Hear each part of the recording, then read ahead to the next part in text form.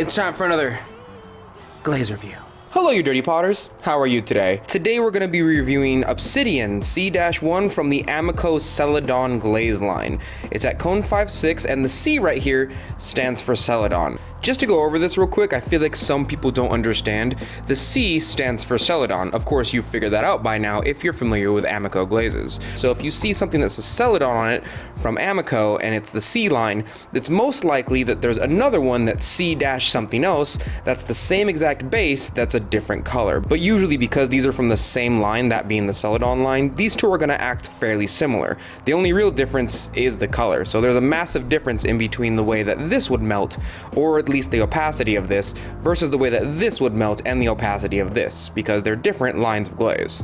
By the way, shout out to AMACO, who is a sponsor of today's videos. They're the reason why I have like all these AMACO glazes. They sent me a bunch of them to test for you on camera. If you're new to my YouTube channel or you've never seen one of my glaze review videos, this is the playlist where I grab a glaze straight off the shelf, I test it for you on screen, and I usually test it on a variety of different things. We test it on some white clay, we test it on some brown clay, and usually I'll find a bunch of other glazes to mix up just to see how they react with some other glazes that I either get off the store, or if I just mix them with some glazes that I've made myself, because I do usually make my own glazes. For the sake of consistency, I usually test the same glaze on the same clay body twice, so that way we can get a consistent result. If you can imagine if I tested a glaze on this one and tested the same glaze on this one, them being both the same exact clay body, and they came out completely different, well, we'd have a little problem. So I'll be double testing this glaze on this bowl and this bowl here. Just to make sure the glaze hasn't been tampered with or anything, I usually use a fresh bottle of glaze. Hasn't been tampered with, I haven't added any water. I'm gonna open it in front of you right now.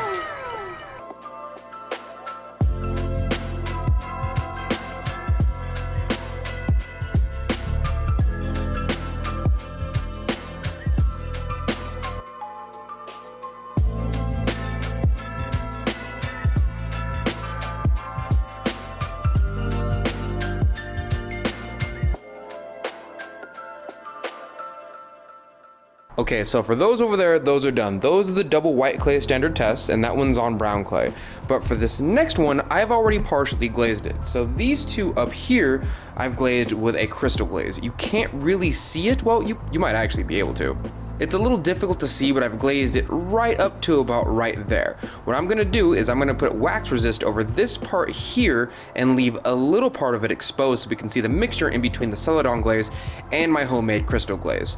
There's also gonna be glaze on the inside. Since crystal glaze is generally runny, I know like really good ones aren't runny, but you know, I'm not that good. I haven't made one, I haven't chemically made one that's really good. Get off my back. So if it does run down, it has space to run down into a glaze line that would usually stop it. It has a lot of room to run, right? But if I put it way down here and it ran a certain amount, it would just run off. So it's only gonna be up here. While the rest of this is gonna be coated in the Obsidian C-1 that we've been using this entire time.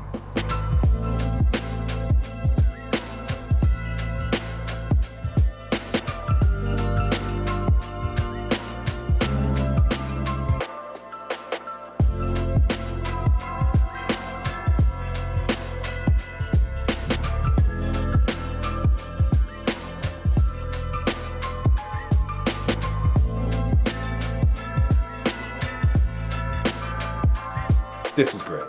Everything about this says exactly what I am and who I am as a person. It's my defining trait. It's beautiful. Okay, so just to go over it before we put it all in the kiln, these two are B-mix clay bodies, the usual standard white clay body that a lot of people like to use, just to see if it comes out the way it says it's going to come out on the bottle. It usually does, especially with AMACO Celadons. This one right here is a brown clay body, and yes, I did put a silk screen on it. Some of you might have caught that while I was glazing it. I put a little white lotus silk screen on it. I just want to see if it's true to its name to Celadon, because the high majority of Celadons you can see through the body, but this one looked super dark to me and I wanted to test it. If you ever see a Celadon, it's probably a high bet that you can see through to the clay body. You see those white spots right there and those dark spots right there? Those are usually some type of inlay or some type of texture, while the white spots just allow you to see through the glaze. That's usually the mark of a good Celadon. Like, it's colored, but you can still see through the body. So many people use Celadons for a lot of underglaze work. These two down here are my crystal glaze with the glaze on the inside and the outside, and the crystal glaze only on the lip, and that's it, because if it goes way down here, it might run down there. I developed it myself. I'm not too good at like developing them not to run, but they sure do look real pretty, so we're gonna see how that turns out. Hopefully this turns out like a nice tan crystal along with this nice dark glaze, and it'll look fantastic. We do have to hurry though, because it's getting kind of dark outside for me, and the only thing supplying us with light is like this halogen beaming light in the background.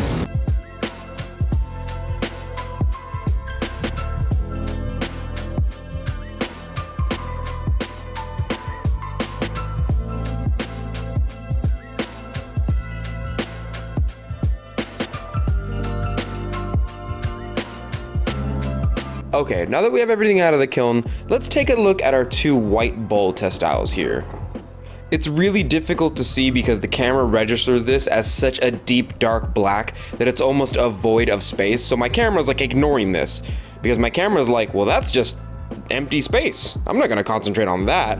But really, it's just the glaze. Oh, I love this glaze so much. Okay, so a little bit of backstory. I've been looking for a black that is this black and this shiny for a long time. Even Ron Roy's High Gloss Black, which I use myself, it's in my gambit of glazes, isn't this deep, dark, rich black. This is a good one. And it turned out consistent, which you guys know I love. If I do two different products, as I usually do on this channel, and they both come out exactly the same, this is a very good sign of consistency. Ooh, I love it so much. So usually what I do is I get like a real good close-up of the bowl, and then I show you guys like, oh yeah, it's good, here's the texture, but the camera literally won't focus on the bowl, and all you can really see is my fingerprints on the bowl because the glaze is so pure that all you can literally see are my fingerprints on the bowl. That's how clean this glaze is. It's so pure it can't pick up the actual glaze body. Oh, I love it so much! So advanced the camera can't handle it. This is a good sign of consistency. I love this. I might refire these with another glaze because I will admit, just having two black bowls is kind of boring. Having two bowls the same color with no texture and no melt at all is kind of boring. So I might reglaze these at a later time. Let me know in the comments below what color you want me to glaze them, but I'm fairly impressed as it is with the color of this glaze. This is exactly what the bottle promised me, and I'm very happy about it, especially with the depth of this glaze. So for those of you who've ever taken a theory color class, you'll know there's no such thing as black, okay? It's really just a combination of colors that make the color black, or some people say it's the absence of color, or whatever, all right? However you want to explain it, there's no such thing as black. So when you get the color black as someone who makes your own glazes, you do understand that there's a certain amount of chemical or mason stains that they've combined to make this color. They've done it at such a good ratio that it turned like a very, very pure black. I can't even get it on the camera because it's so reflective. Imagine that. It's a reflective black. Sorry, okay, we'll go on to the next one. I'm just really excited because for like a year in my own journey, I looked for one this good, and now that I realized I could have just bought it the whole time, I'm kind of excited. This is the glaze on a brown clay body, and it did come out relatively the same. I do notice a small difference though, as far as these two are concerned. This one here and this one here, you can't really see it on camera. It's kind of difficult, but this is a darker one than this one is. I know it doesn't make sense because they look exactly the same, but if you look real hard, you can see that this is technically a darker black, which I didn't need. It was already dark enough. This isn't a good thing. This isn't a bad thing, and I'm willing to bet it's because it's on a brown clay body, which is already dark. So putting a dark glaze on a dark color is of course going to make it darker than you would put something a white glaze on a dark color. So this is but it's very standard. It's very normal. This is exactly what they promised us. I only have one little complaint about this glaze, and that is that it doesn't seem to be Celadon whatsoever. That's incorrect, because technically this is a Celadon base, right? The goal is to make a deep, dark, rich black. But usually when you get a Celadon glaze, let's say this bottle over here, usually a Celadon glaze will allow you to see through the clay body onto whatever you've textured it onto, right? So let's say you decided to get a cup or a bowl and you wanted to like make little lines and carve in it, kind of like this all over it. If you put this glaze on here, okay, you would be able to see through the majority of the texture. You'd be able to see all the lines, all the carvings, everything like that.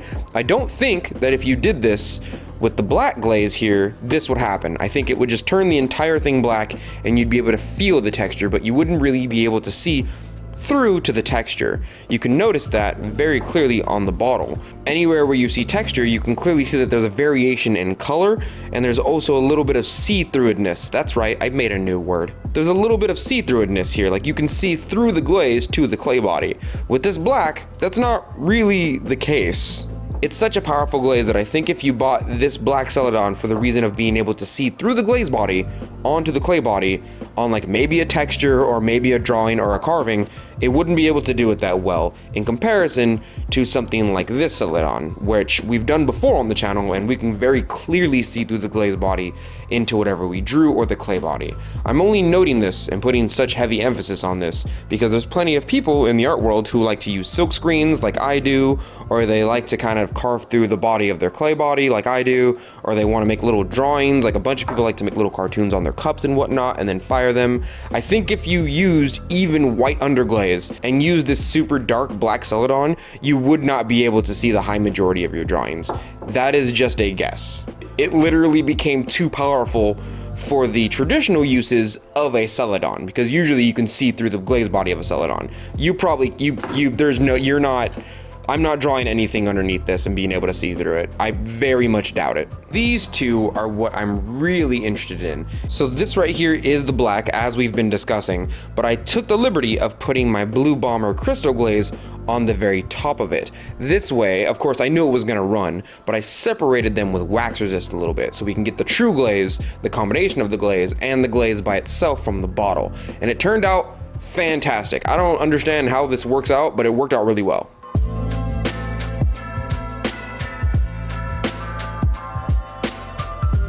So if you look right here, you can clearly see my crystal glaze, right? But if you look here at the very top, or at least the inside slash top, and right here, you can see where the obsidian glaze mixed in with my crystal glaze. And you can see like part of the crystals just like started to run, as of course a lot of crystal glazes do run. But this made a fantastic blue waterfall that I'm thinking about replicating. I'm thinking about just making another batch of this glaze and mixing it in with these bowls over here.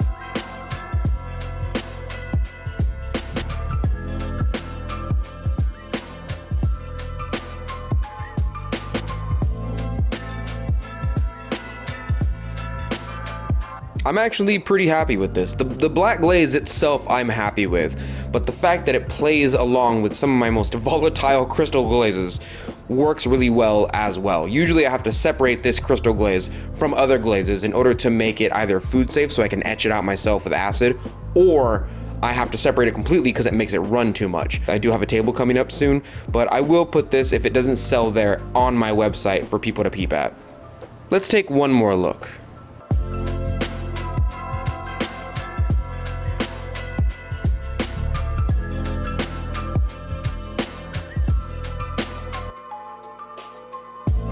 For those of you who are familiar with my artwork, you're probably wondering like why I have this gigantic cup in my hand. I'm starting to make my cups a little bit bigger. I've noticed that people just like bigger cups, even though, especially in America, you guys fill your cups up all the way and then you don't drink this last little bit. You just like leave it in your house or in your car somewhere. So from a functional standpoint, y'all are just lying to me. But I do notice that more people buy bigger cups. So I'm starting to make bigger cups. Even when you look at the other cup over here, it came out relatively the same.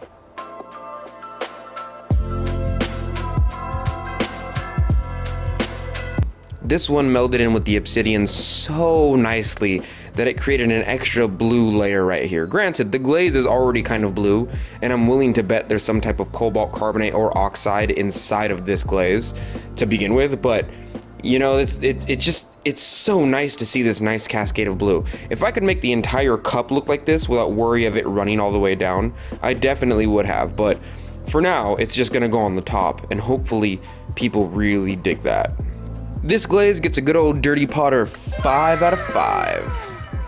It hits all the standard markers of a good glaze. It is the color it promised on the test style. It was extremely stable. It is consistent on multiple test styles. It worked really well with my other glazes, and it in fact surpassed my expectations for the type of glaze that it is. Usually when you buy a black glaze on the market, they're kind of like this weird, like they're like a muted black, where they're black but they're really just like dark red and blue. As for this is like pure dark black, year circa 2000 Hot Topic worker that has 15 piercings in their face and then wonders why they can only work at Hot Topic darkness. This is pure. And I'm super into it because, as for my experience, it's difficult to find a glaze that is this pure and promises this type of consistency, especially a Celadon glaze. My only little gripe with it, my only tiny little gripe with it, is that if I recognize Celadons in my head as somebody who bought glazes, as something that you could see through, like, right, because that's usually the melt of a Celadon,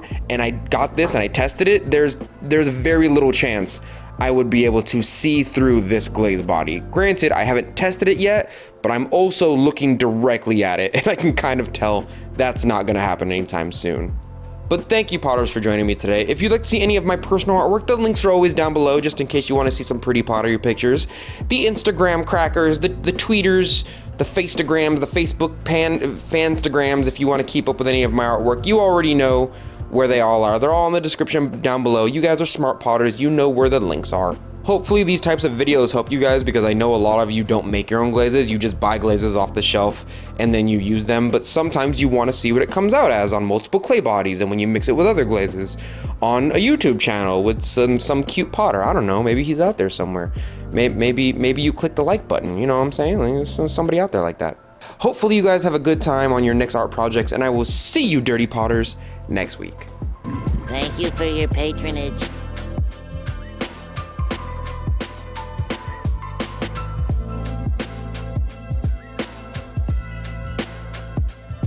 What is this? It's like a spaghetti strand of glaze? What are you?